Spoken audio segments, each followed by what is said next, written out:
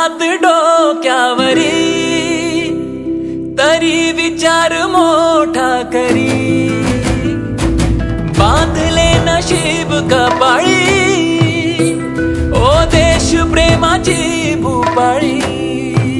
आपल्या लोकांसाठी केली त्याने जीवाची भी होळी, लोक पुढे जाई सुख समृद्धी